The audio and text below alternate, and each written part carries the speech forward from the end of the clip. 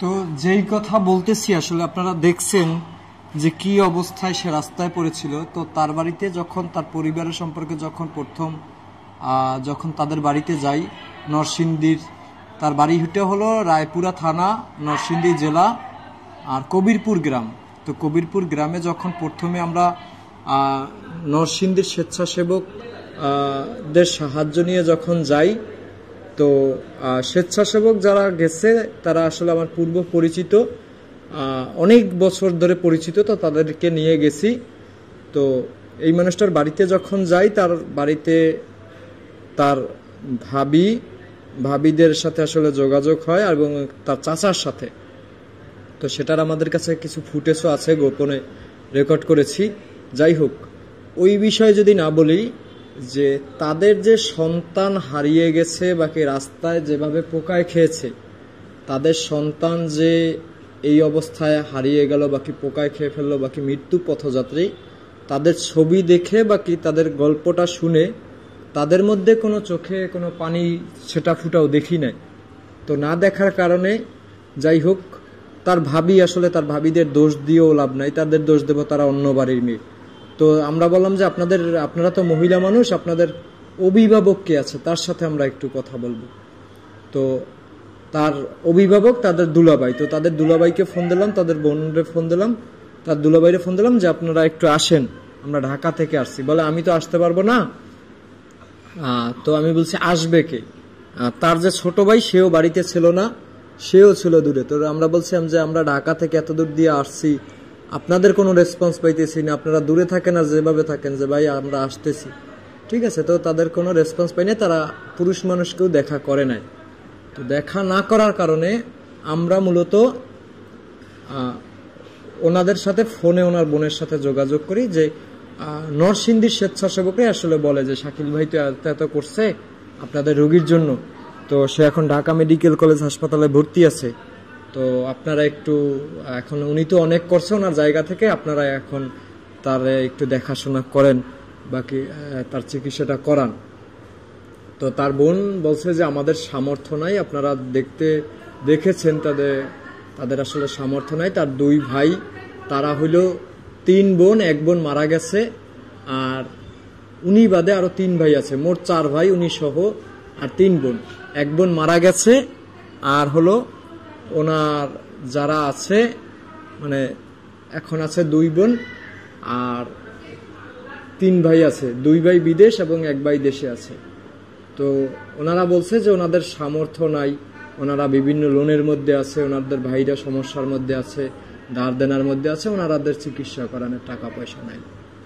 তো তখন নরসিংদীর স্বেচ্ছাসেবকরা কিছু কথাবার্তা বলে ওনাদের, যে আপনাদের যদি সামর্থ্য নাই এটা বলতেছেন, তো আমরা কত দূর করবো। তো আমি বললাম যে ওনাদের তারপরে বললাম যে আচ্ছা আপনাদের সামর্থ্য নাই, তো আপনারা হাসপাতালে আসেন, হাসপাতালে এসে আপনাদের ভাইকে দেখে যান, আপনারা এসে থাকেন। তো বলছে যে আচ্ছা আমরা থাকবো।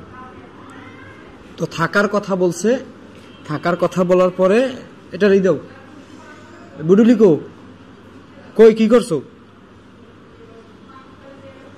এইটা বোঝো, কিন্তু প্রসাব যে ওয়াশরুমে যে করতে এটা বোঝো না, হ্যাঁ? তো তারপরে হইলো মূলত কথাটা যে তার যে তার পরিবার বলছে যে তারা আসবে পরবর্তীতে। যাই হোক, আমরা ওইখানের স্থানীয় থানার সাথে যোগাযোগ করে আমরা আসলে চলে আসি ঢাকায়, কারণ তাদের ওখানে তো আমাদের অনেক টাইম নষ্ট করার কোনো সুযোগ নাই। তো থানায় যোগাযোগ করে আমরা চলে আসি। পরে ঢাকায় আসার পরে ওনারা 1 সপ্তাহ পরে আসে, ওনার ভাই আসে, এই হাত দিলে কিন্তু হাত কাইটে দেবো, বললে দিলাম, হাত দিলে হাত কাইটে দেবো, হাতে গোড়া দিয়ে কাইটে দেবো, এই যে যদি হাত দাও। তো তার ভাবি আসছে, তার বোনও আসছিল মনে হয়, বোন আসছিল কোনো 2জন ভাবি আসছিল, হ্যাঁ 2জন ভাবি আসছিল, আর হইছে তাদের বাচ্চা আসছিল, আর তার ভাই আসছিল, ছোট ভাই, এই শফিকুল ভাইয়ের ছোট ভাই, অজ্ঞাত মানুষটার নাম শফিকুল। তো আসার পরে তারা কিছু খাবার টাবার কিনে দিয়ে গেছে। খাবার টাবার কিনে দেওয়ার পরে রমজানের দিন, যেহেতু রমজানের আগে সম্ভবত হ্যাঁ, রমজানের মধ্যেই, প্রথম রমজানের মধ্যে। তো তারা আসলে রোজা দেখা তারা চলে গেছে। তো পানির বোতলটা একটু দিও ভাইয়া। তো তারা চলে গেছে, তাদেরকে বলছিলাম যে আপনারা কেউ থাকেন, তো আমরা তো অনেকদিন থাকছি, আমাদেরও শরীর অসুস্থ হয়ে যাচ্ছে। তো ওনারা বলছে যে ওনারা থাকবে, ওনারা 2 জন আসবে, থাকতে হইলে তো 2 জন আসতে হবে, 2 জন আসবে।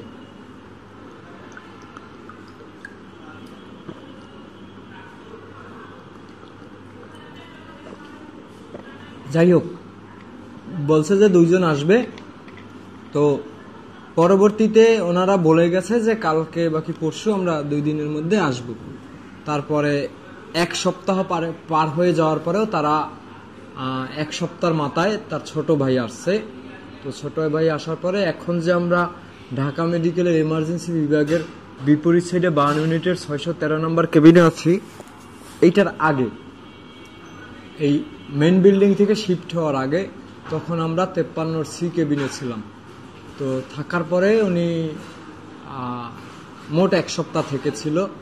তো উনি যখন ওই বিল্ডিংয়ে ছিলাম তখন থাকা অবস্থায় উনি 2 দিন যাওয়ার পরে, ঠিক আছে,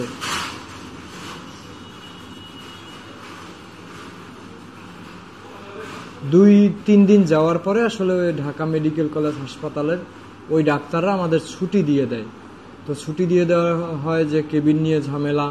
এক পর্যায়ে কেবিন রাখার জন্য আমরা থানার সাহায্য নিয়েছি, পরিচালকের সাথে কথা বলেছি। তারপরে এই 52 ইউনিট ভবনে আমাদের ভর্তি দিয়েছে এই রোগীটাকে। আমরা কোনো বেড পাইনি, আমরা সিঁড়ির পাশে একটা জায়গা পেয়েছিলাম।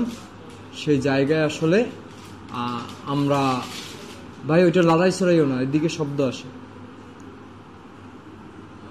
সিঁড়ির পাশে আসলে আমরা 3 তলায় জায়গা পেয়েছি, এই রোগীকে নিয়ে আমরা ছিলাম। রোগীর ভাই যেই কয়দিন ছিল উনি ওনার সেবা যত্ন করেছে, সেই বিষয় নিয়ে আমার অভিযোগ নাই। তো তখন হাসপাতালে আরেকজন স্বেচ্ছাসেবক ছিল, যে রোগীর প্রথম থেকে যে আমি যখন অফিসে থাকি যখন দেখাশোনা করে সেই স্বেচ্ছাসেবক ভাই ছিল। এখন কথা হলো যে হঠাৎ করে, মানে আমি পারিবারিক সমস্যার কারণে এবং অফিস নিয়ে ঝামেলা থাকার কারণে, কারণ জানেন তো, এই হাত দেয় না, অজ্ঞাত মানুষটার জন্য কি করতেছি সেই 27শে জানুয়ারি থেকে। এখন আমার অফিসে তো ঝামেলা হইতেই পারে, আমার অফিস তো বলতেই পারে তোমার এত ছুটি দেওয়া যাবে না, বাকি তুমি এত টাইম চাইলে তো দেওয়া যাবে না তোমার ইচ্ছা মতো। তো আমি ডিউটি থাকার কারণে আমি আটকা পড়ে গিয়েছি, এবং আমার অফিসে সেই সময় আসলে 2টা বড় বড় পার্টি ছিল, প্রোগ্রাম ছিল, সেই কারণে আসলে আমি আসতে পারি নাই। তো সেই সময় আমার আসলে 16 ঘন্টা ডিউটি ছিল। তো 16 ঘন্টা ডিউটি, মানে যাই হোক, অফিসিয়াল সমস্যার কারণে। তো উনি, আমার ফোন ছিল বাসায়, আমি অফিসেও 2 দিন ফোন নিয়ে যাইনি, যে এই 2 দিন পার্টি ছিল। তো ওনার ভাই আমাকে বেশ কিছুবার ফোন দিয়েছে, এবং আমার ফোনটা ছিল একটা বাচ্চার কাছে। মানে বাচ্চারা বাসায় থাকলে তো জানেন যে ফোন দিলে সে ফোন রিসিভ করে না, তারা কার্টুন দেখে বাকি অন্য সব কিছু দেখে। যাই হোক, তো তার রোগীর ভাই আমাকে বেশ কয়েকবার ফোন দিয়েছে, তার ভাষ্যমতে সে 100 বার ফোন দিয়েছে, কিন্তু আমি রিসিভ করিনি। তো হঠাৎ করে একজন স্বেচ্ছাসেবক আমাকে ফোন করে বলল যে ভাই, রোগীর ভাই তো চলে গেছে। আমি বলি রোগীর ভাই চলে যাবে মানে? তো বলে যে হ্যাঁ চলে গেছে বাড়িতে, তার নাকি বাচ্চা অসুস্থ। তো আমি বললাম তুমি কোথায়? বলে যে আমি তো উত্তরা। আমি বললাম তো উত্তরা, তো রোগী কার কাছে? বলে যে রোগী তো ওয়ার্ডে ওইরকম ফালানো। তো আমি বললাম যে, আমি ওই স্বেচ্ছাসেবকের সাথে রাগারাগি করলাম যে আমি এতদিন ভিক্ষা করে, ফেসবুকের মাধ্যমে বলতে পারলে ভিক্ষা করে বক্স নিয়ে প্রস্রাব পায়খানা পরিষ্কার করা, গোসল করানো, খাওয়ানো, কেবিন ভাড়া, চিকিৎসা খরচ একটা 6,924 টাকা দামের ইনজেকশন, এত কিছু ম্যানেজ করে আসছে কি ওয়ার্ডে রোগীটারে ফালাই রাখা যাওয়ার জন্য। তো তাকে বলছে তুমি ইমার্জেন্সি যাও হাসপাতালে, পরেরটা আমি দেখতেছি। তো তার রোগীর ভাই, তারপরে কি হয়েছে তো আমি তার মুখ থেকে একটু শুনি যে ওই বর্ণনাটা তুমি একটু দাও তো, যে রোগীর এটা বুকে লাগানো লাগবে না, হাতে ধরেই দাও, যে কি হয়েছিল। যখন আমি এই যে ওয়ার্ডে যখন ছিল তার আগের দিন রাত্রে আমি চলে যাই, যে রোগীর ভাই যেহেতু আছে আমি একটু বাসা থেকে ঘুরে আসি। তো সেই অবস্থায় আমার একটু দোকানে সমস্যা হয়েছিল। তো উনি আমাকে ফোন দিয়েছে, ফোন দিয়ে বলতেছে যে ভাই আমার বাচ্চা অসুস্থ, আমার বাসায় চলে যেতে হবে। কারণ বলছি তো বাসায় চলে যাবেন, তো এই অবস্থায় রোগী কার কাছে থাকবে? কয় ভাই আমি তো জানি না, আমার বাচ্চা অসুস্থ, আমার আগেই যেতে হবে। ঠিক আছে, তো আমি বলছি তাহলে কিছু সময় দাঁড়ান, আমি দেখি একটা ব্যবস্থা করি। তো পরবর্তীতে আমি শাকিল কাকার কাছে ফোন দেই। ফোন দেওয়ার 2 থেকে 3 মিনিট পরেই আমি ওনাকে যখন আমি আবার ফোন দেই, উনি আমাকে বলে যে ভাই আমি কমলাপুর রেল স্টেশন চলে এসেছি। মানে উনি আমাকে বলছে যে হসপিটাল থেকে চলে যাবে। তো 2-3 মিনিট পরেই আমি ফোন দেওয়ার পর উনি বলে আমি কমলাপুর রেল স্টেশন চলে গেছে। তো তখন আমি তাকে জিজ্ঞেস করি মানে রোগীর পাশে কে থাকবে? তো বলে যে ভাই কে থাকবে এটা আমার দেখার বিষয় না, বা আপনারা দেখেন, আমি থাকতে পারবো না, আমার মেয়ে অসুস্থ। পরবর্তীতে আমি আইসা প্রায় মোটরসাইকেল নিয়ে চলে আসি। মোটরসাইকেল নিয়ে চলে আইসা প্রায় ঘন্টাখানেক সময় পরে দেখি যে রোগী নাই। রোগীকে খুঁজা টুইজা, আরও আমার পাশের একটা বেডের রোগী ছিল, ওই ভাইও আমার সাথে খোঁজাখুঁজি করছে। খোঁজাখুঁজি করার পরে দেখি যে ওয়াশরুমের একটা পাশে বোধহয় দাঁড়ানো। পরে আর কি নিয়ে আসি। পরে ওনাকে ফোন দিলাম, উনি ফোন এতটুকুই সমাপ্তি। এখন আমি বলি, তো সেদিন রাত্রে আসলে ওর ভাইয়ের সাথে আমার বেশ কথার কাটাকাটি হয়। কথার কাটাকাটি হওয়ার কারণ আছে, আমি যে এই মানুষটার জন্য এত কষ্ট করলাম আপনাদের সাথে নিয়ে, আপনারা জানেন যে কি পরিমাণে আমি এর জন্য কষ্ট করেছি, কি পরিমাণে হ্যাসাল পোহাইছি। তো সেই মানুষটাকে যখন তার আপন ভাই যখন মানে কোনো দায়িত্ব জ্ঞানহীন ছাড়া যদি কাজ করে, যদি সে মানে রোগীকে রেখে চলে যায়, তো সেখানে আসলে আমার মাথা গরম হওয়া স্বাভাবিক। বাকি আপনি রোগীর ভাইয়ের উদ্দেশ্যেই বলতেছি, বা যারা ভিডিওটা দেখতেছেন তাদের উদ্দেশ্যেই বলতেছি, যারা ভিডিওটা দেখতেছেন তারাও যদি আপনার এই মানুষটার ভাই হতেন, আমি আপনাকে 5টা কথা শোনাতে পারি, অবশ্যই সেই অধিকারটুকু আমার আছে, কারণ এই মানুষটার জন্য যেটুকু করেছি। তো এই মানুষটাকে বললাম যে ভাই আপনি রোগীকে কার কাছে রেখে আসছেন? তো উনি বলছে ওয়ার্ডের মানুষের কাছে রেখে আসছে। বলছি ওয়ার্ডের কোন মানুষ? পরে বলে যে ওয়ার্ডের ওই যে আশেপাশে যারা রোগী আছে তাদের কাছে বলে আসছে। আমি তো তাদের চিনি না। আপনি বাড়িতে চলে যাবেন বেশ ভালো কথা, আপনি আগে আমাকে জানালেন না কেন? সে বলে আপনাকে আমি ফোন দিছি, সে আমার সাথে চিল্লেই বলতেছে আপনাকে আমি ফোন দিছি, আপনি ফোন ধরেন না, আপনি ফোন ধরবেন না কেন? আমি বলছি আমি ফোন ধরবো না কেন? আপনি কি আমাকে বেতন দিয়ে রাখছেন? আজকের কথাগুলো আপনারা শোনেন, আমার কাছে রেকর্ড আছে যদি কেউ শুনতে চান। আমি বলছি আপনি কি আমাকে বেতন দিয়ে রাখছেন? আপনি এভাবে বলতেছেন কেন যে আমি আপনার ফোন ধরি নাই কেন? আপনি আমাকে বেতন দিয়ে রাখছেন নাকি আপনার আমি গোলামি করি? নাকি আপনি আমাকে খাওয়াইছেন পড়াইছেন যে আপনার ফোন ধরার জন্য আমি বসে থাকবো? তো সে বলতেছে আপনারা আমি ফোন দিছি, ফোন ধরেন না। আমি তো জিহাদ বাইরে বলছি যে আমি বাড়িতে যাব। আমি বলছি আপনি বাড়িতে যাবেন, আপনার সাথে আপনাদের বাড়িতে গেছি আমি মেইন না, আপনার বাইরের চিকিৎসার দায়িত্ব আছি। তো আপনি তো আমাকে জানাই যাবেন যে ভাই আপনার সমস্যা বা আপনার থাকতে অসুবিধা হচ্ছে ওয়ার্ডে, তো আপনি বাড়িতে যাবেন, এটা তো আমাকে বলবেন। বলে আপনাকে আমি বলতে চাইছি, আপনার আমি ফোন দিচ্ছি এর জন্য 2-3 দিন ধরে আপনাকে আমি ফোনে পাই না। আমাকে ফোনে পান নাই। তখন আমি বললাম যে আচ্ছা আপনি আমাকে ফোনে পান নাই, আপনার হাসপাতালে তো আপনার সাথে একটা মানুষ আছে, তার সাথে আমার যোগাযোগ হচ্ছে, তো তাকে আপনি বলছেন? বলছিলাম যে শাকিল ভাই ফোন দেই, ফোন ধরে না কেন? তো শাকিল ভাই ফোন ধরে না কেন? তো পরে বলছি যে সে আপনাকে কি বলেছে? স্বেচ্ছাসেবক সে বলছে যে ওই নাম্বারে আপনি পাবেন না, সে তো অফিসে থাকে। তো আমি বললাম যে আপনি পরে তারা কিছু জিজ্ঞেস করছেন যে তাহলে কোন নাম্বারে পাবো? পরে বলে যে না আমি এটা জিজ্ঞেস করি না। আমি বলছি যে তাহলে আপনি কি বলছেন যে ভাই তাহলে শাকিল ভাইকে কোন নাম্বারে পাবো সেই নাম্বারটা একটু দেন, অথবা শাকিল ভাইয়ের সাথে আমার কন্ট্যাক্ট করাই দেন, যোগাযোগ করাই দেন, যদি নাম্বার না দেওয়া যায় যোগাযোগ করাই দেন, সেটা কি বলছেন? বলে না বলি না। আমি বলছি কেন বললেন না? পরে বলে আমি এত কিছু বুঝি না, আমি আপনারে ফোন দিছি, আপনার সাথে যেই নাম্বারে কথা হইতো সেই নাম্বারে ফোন দিছি। আমি বলছি আপনার সাথে আমার একটা নাম্বারে কথা হতো, সেই নাম্বার আপনি পাচ্ছেন না। আপনি ফেসবুকে আমারে কমেন্ট করতেছেন, আপনি সাহায্য চাইয়া পোস্ট দিতেছি সেই নাম্বারেও দেখতেছেন, সেই নাম্বারে কি আপনি একবার ফোন দেওয়ার প্রয়োজন মনে করেন নাই? সেই নাম্বারটা তো অন্ততপক্ষে আমার সাথে আছে।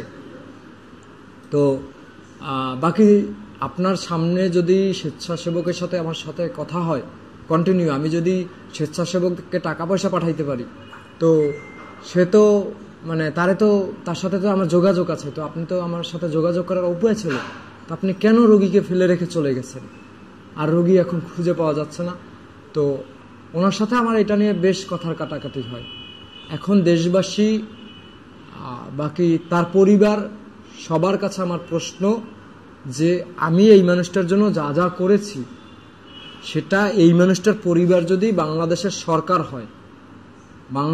সরকার হয়, যদি প্রশাসনের কোনো ঊর্ধ্বতম কর্মকর্তারও ভাই হয়, আমি ওই লোকেরে তার ভাইকে কথা শোনাইতে পারবো, সেই অধিকার আছে, জনগণের সেই অধিকার আছে তাদের কথা শোনানোর। কারণ এই মানুষটার হাগামুতা পরিষ্কার করা, পোকা পরিষ্কার করা, গোসল করানো, তার চিকিৎসা টাকা ম্যানেজ করা, তার সেবা করা, তার চিকিৎসার ব্যবস্থা করা, সবকিছু আমরা জনগণ, আমরা স্বেচ্ছাসেবকরা মিলে করে যাচ্ছি।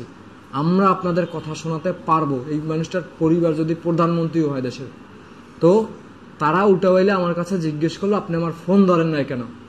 সেইটা মানে তার সাথে আমার সাথে মানে হ্যাঁ আমি মানি আমার মাথা গরম হয়ে গেছে, আমি উচ্চস্বরে তার সাথে কথা বলেছি, কিন্তু তাই বলে তো সে আমার সাথে উচ্চস্বরে কথা বলতে পারে না, সে আমাকে ফোর্স করতে পারে না যে আপনি ফোন ধরবেন না কেন। সে আমাকে এমন উত্তর দিয়েছে যে আগে আপনি বলেন আমার ফোন ধরলেন না কেন। সেই পরিবার তার কিভাবে আমাকে জিজ্ঞেস করে? আমার তো ব্যস্ত লাইফ আছে, আমার পরিবার আছে, আমার অফিস আছে, আপনি আমাকে জিজ্ঞেস করার অধিকার রাখেন না। এই হলো তার সাথে কথার কাটাকাটি। তো এক ভিডিওতে সব সম্ভব না, ভয়ানক অভিজ্ঞতা নিয়ে আগামীর ভিডিওটা দেখবেন। আগামীর ভিডিওতে আমি আপনাদের সাথে শেয়ার করব। ধন্যবাদ।